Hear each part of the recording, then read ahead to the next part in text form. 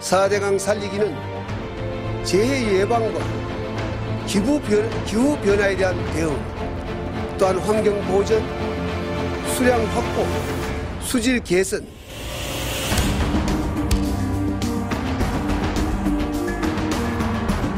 갈수기나 홍수기 상관없이 2급수 이상의 맑은 물이 언제나 출렁이게 되며 중하리의 주민들도 맑고 깨끗한 물을 쓸 수가 있을 것입니다.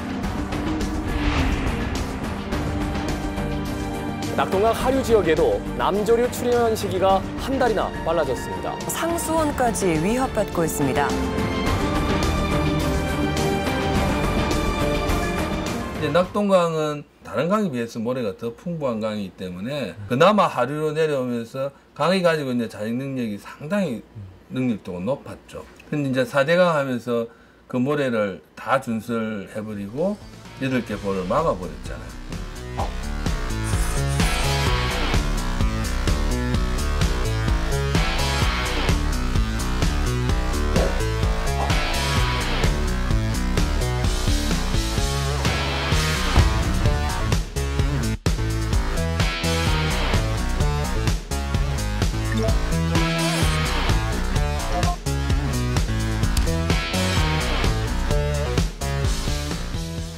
특히 이제 8월이면은 일사량이 많아지면 녹조가 매우 심각해져서 2018년도에는 물금치수장에서 취수 자체를 하지 못하는, 취수가 중단되는 그런 상황이고,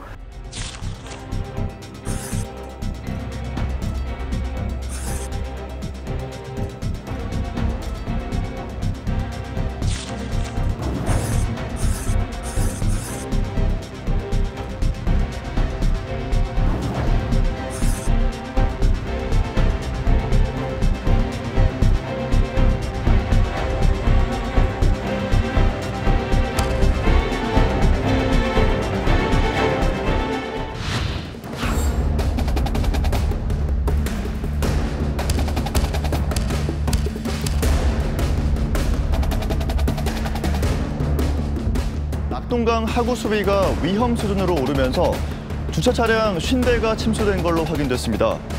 4대강 사업을 진행할 당시에 생태적인 측면에서 둔치를 많이 강조했습니다.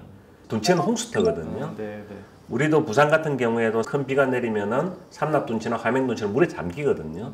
그러니까 그만큼의 여유를 가지고 제방을 만들었고, 둔치는 큰 비가 오면은 잠긴다는 가정을 가져야 되는데 거기에 시설물을 짓다 보니까 큰 비가 오면은 잠긴다, 피해를 본다고 하는 거죠.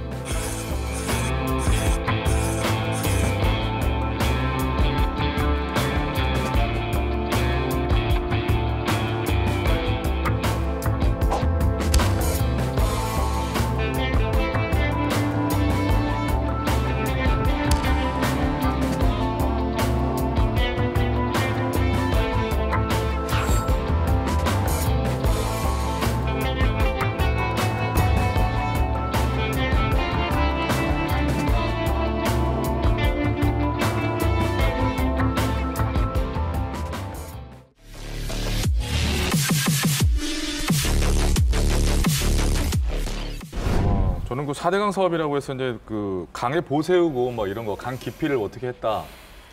원래 목적은 뭐 그게 아니었을 것 같다. 뭐 이런 쪽에 초점이 있었는데 더 많은 부분이 또 있네요. 원래 대운하 프로젝트였잖아요. 대운하 프로젝트를 4대강 살리기다라는 것으로 이제 개념을 전환을 하면서 마치 강을 살린다라는 그런 그 이미지를 줘야 되니까 주변에다가 생태공원이라는 이름으로 여기도 상당한 예산을 들여서 공원들을 조성을 하지 않았나 그런 생각이 듭니다. 보충 설명을 드리면 이제 이 유지관리비가 2012년부터 2017년까지 이제 합계해서 2,152억 정도가 쓰인 거고요. 그럼 이 이후에도 계속 유지관리비는 들었던 거죠. 18년도, 19년도, 그러니까 올해까지. 자, 그렇다면 그 홍수터라는 표현 쓰잖아요. 네네. 그곳에도 지금 다 공원을 조성한 좀 그런 얘기인데 사실은 이게 홍수터임에도 불구하고 공원이 조성이 되지 않았습니까? 네네. 자, 부산시 같은 경우에는 공원이 없었어요. 그러고 있던 차에 4대강 사업이 시작되면서 이 지자체에다가 자, 아이디어 내라. 그러면 우리가 돈을 줄게. 그런 과정이 있었습니다. 그럴 때 우리 부산시하고 맞아 떨어진 거죠. 그때로서는. 예, 당시에는 굉장히 이게 이득이라고 생각을 했어요. 했지만 결과론적으로는 이득이 아닌 거죠. 그리고 이때 당시 어떤 일이 있었냐면요. 갯벌들이 쫙 심어져 있었어요. 그게 그 습지와 이 공원의 사이에 이게 어느 정도 잡아줬는데 그 4대강 사업을 하면서 다 베버린 거예요. 그냥 깍두기 쓸듯이 쫙 금을 간 거예요. 그래서 다 하고 나니 흙이 유실되기 시작하는 거예요. 그렇죠. 태풍이 오거나 폭우가 올 때 잡아줬던 것들을 자연적으로 잡아줬던 것들을 잘라내니까 그냥 바로 피해가 오는 거예요. 그리고 매년 또 다시 복구시키고 소위 그 청소하고 하는데 돈이 또 들어갈 것이고. 네네.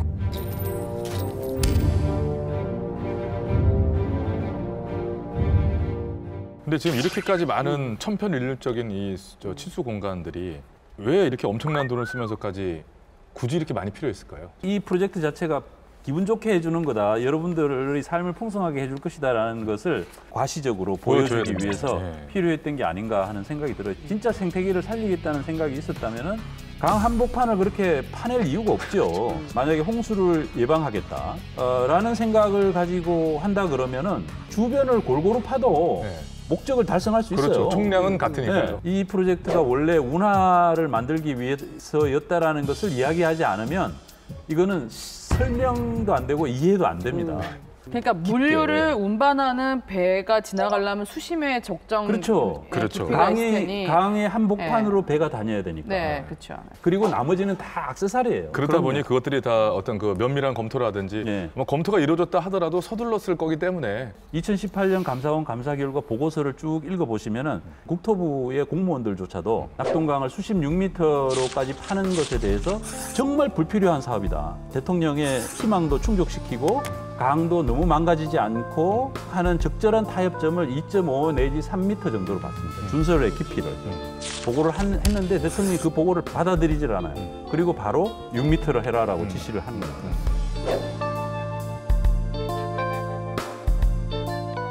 제가 이제 경북 칠곡에서 하상 단면을 조사를 했거든요.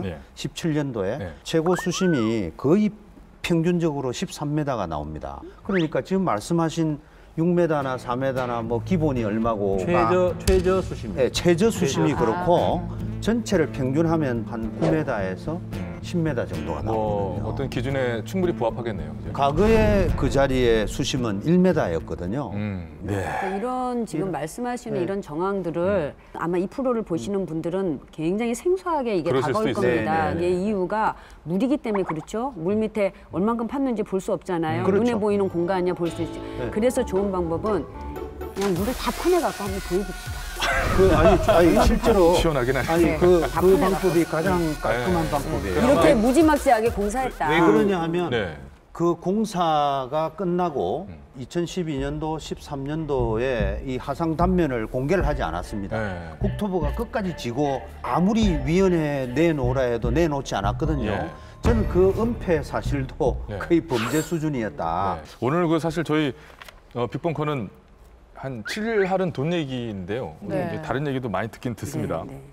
자, 그래요. 강은 점점 이렇게 생명력을 잃어가고 막대한 세금은 계속 들어가는 상황에서 지난해 2월 22일이었습니다. 금강, 영산강의 5개 보호 처리 방안이 발표됐습니다.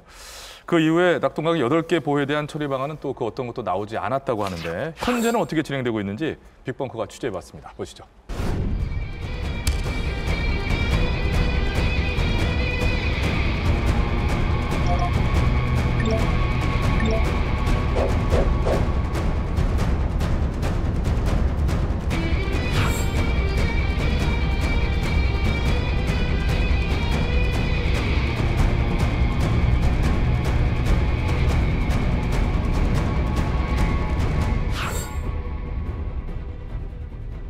환경부 4대강 조사평가단이 만들어지고 이제 기획위원회가 2018년 11월에 이제 출범을 했었는데요.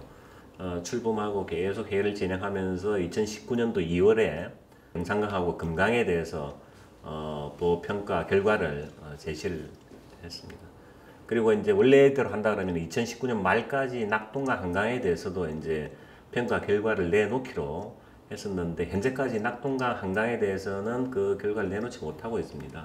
그래서 기획위원회에서 결정한 그 기준이 있습니다. 모니터링 자료를 활용할 수 있는 기준이 완전 개방 상태에서 2개월 이상 계속 개방된 상태에서의 모니터링 자료를 활용한다고 했는데 그런 기준에 부합하는 개방을 해본 적이 없습니다.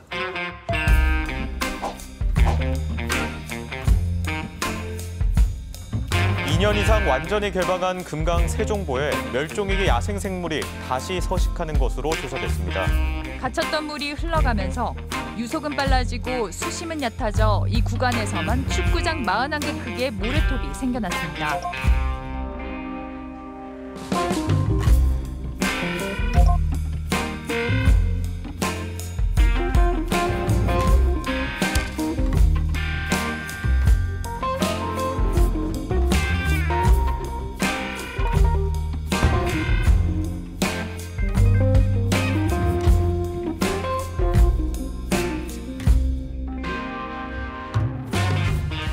이 모니터링이라는 것 자체가 보호 해체하려고 하느냐는 우려. 두 번째는 농민들이 반대하고 있다. 그러니까 농민들은 뭐 때문에 반대하느냐. 야, 물이 내 앞에 이래 많으면 얼마나 좋냐. 특히 낙동강 같은 경우에는 취양수장이 상당히 많이 있습니다. 지수장, 양수장이 4대강 사업 후에 이제 관리 수위라는 명목 하에서 취양수를 조금 간편하게 하기 위해서 물 끌어올리는 높이를 올려버렸죠. 그러다 보니까 수위가 낮아지게 되면 취양수를 할 수 없는 그런 경우가 이제 발생하게 됩니다.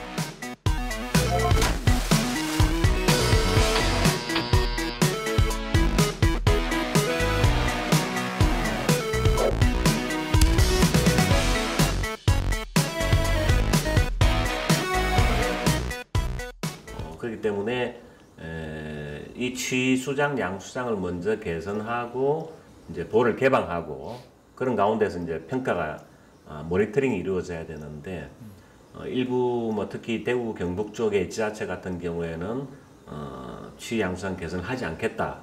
공개적으로 이제 입장을 밝혀버리고 수리할 수 있는 예산이 내려온다라는 얼핏 봤는데 혹시 그건 아닌 건가요? 그 신청을 해야 되는 건데 경남 쪽은 그 특별세를 받아갖고 계산하는데 지금 추진 중이고 있는데 이쪽 그 대구 경북지방은 이제 특별세 자체를 신청을 안 했어요 지자체에서. 이게 이제 고개방에 찬성하는 것처럼 이제 비춰져가지고 농민 그 지역 주민들한테 이 지자체에서는 좀 꺼려지는 거죠. 굳이 할 필요가 없다라고 그런 식으로 생각하시는 것 같더라고요.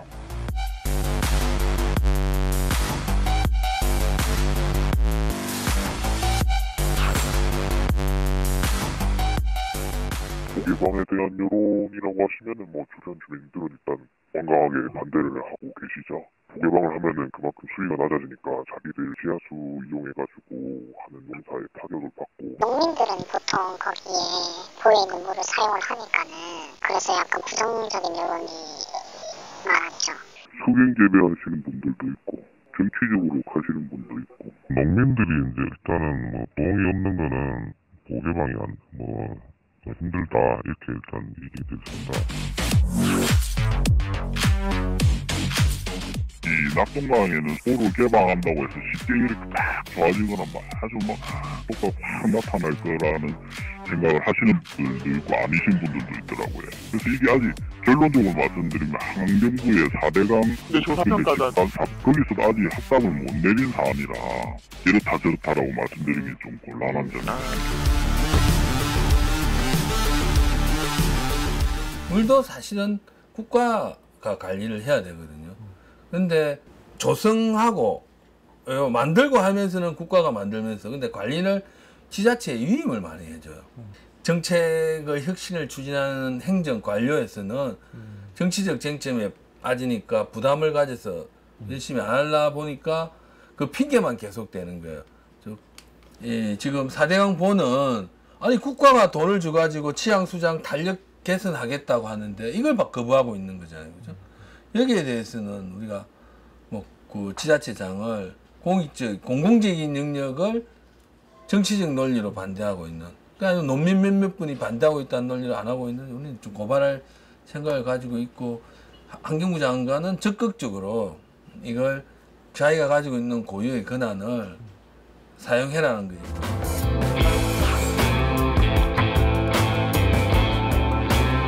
지방자치법 제170조에 이행을 안 했을 때 이행을 하게끔 하는 명령을 할 수 있게끔 이제 조항이 정해져 있는데요. 그런데 이 부분은 이제 국가에서 지자체로 위임한 사무에 대해서 이제 지자체에서 이행을 안 하면 이제 주무부처 장관이 이행을 하게끔 이제 조치를 요청할 수 있는 사항이고요. 근데 지금 치수장이랑 이제 양수장에 대한 개선 부분은 이제 국가 위임 사무가 아니고 지자체의 자치 사무에 해당이 됩니다.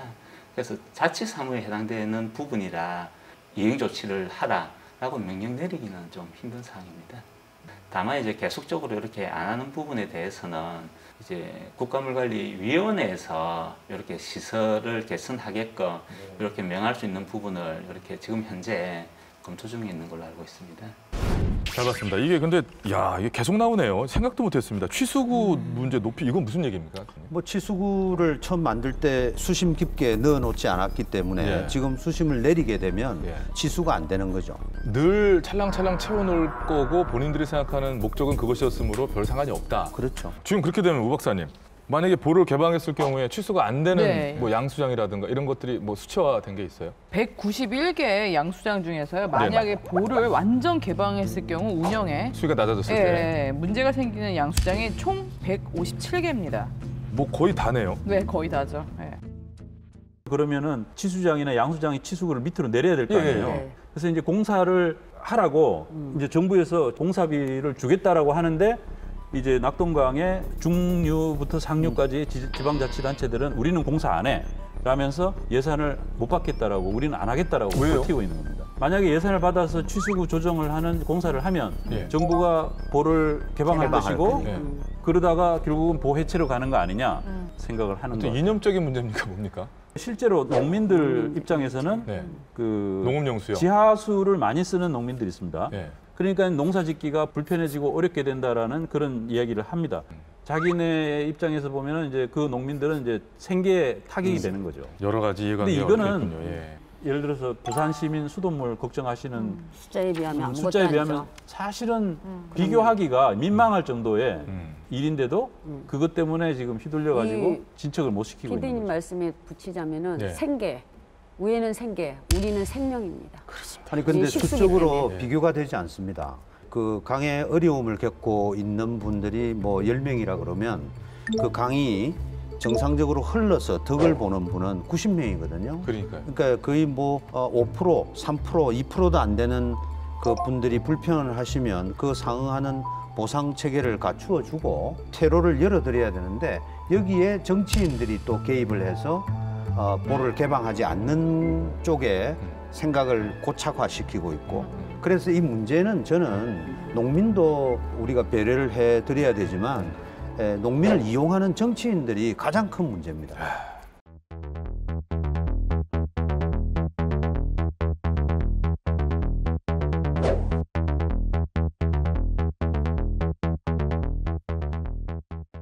저 우 박사님 돈 얘기 좀 하고 정리할게요. 개방하기 위해서는 어찌됐건 취양수장 개선이 필요하죠. 그러면 150개 정도 됩니다. 그러면 또 9,460억, 거의 1조 원이 들죠.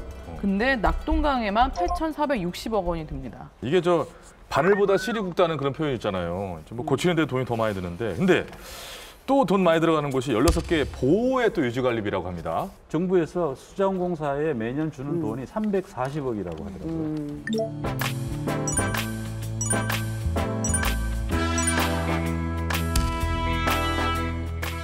돈 얘기가 나오면 항상 빠지지 않는 곳이 있어요. 수자원공사인데요.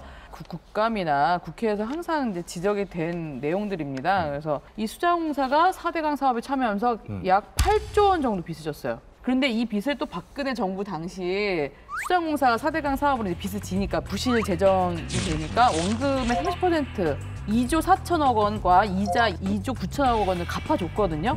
그래도 이제 4조가 남아 있는 거죠, 지금 부채로. 계속 세금으로 갚아 나가고 있고. 그러니까 우리 세금이 계속 4대강 사업에 나가고 있는 거죠.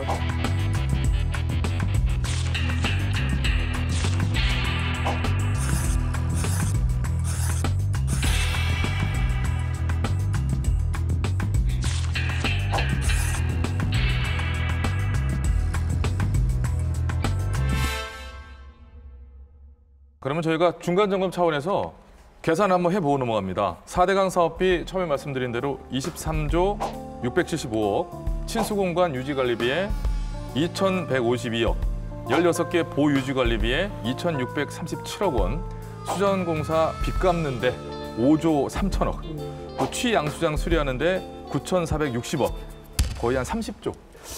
그런 것 같습니다. 저는 비용이라는 게 사실은 이것이 우리 미래 세대에 미치는 생태적인 비용, 이 부분이야말로 정말 우리가 생각해야 되는 게 아닌가. 그걸 생각한다 그러면 이건 진짜 23조가 아니라 아마 어마어마할 겁니다. 계산이 안 되는 거죠. 계산이 안 되는 걸 겁니다. 자, 이제 좀 마무리해보면서 보 얘기로 들어와서요. 보를 해체하느냐, 유지해야 되느냐, 어떻게 하느냐 이 얘기를 좀 이제는 얘기를 정리해볼까 합니다. 지금까지 나온 것은 지난해 2월에 발표된 금강, 영산강 이 5개 보에 대한 처리 방안일 뿐인데 이 결과가 어떻게 이렇게 나온 거죠? 환경부 자료에 따르면 이제 금강의 세종보, 공주보, 그다음에 영산강의 북산보는 해체하는 게 더 경제적이라는 결과는 나온 바가 있습니다.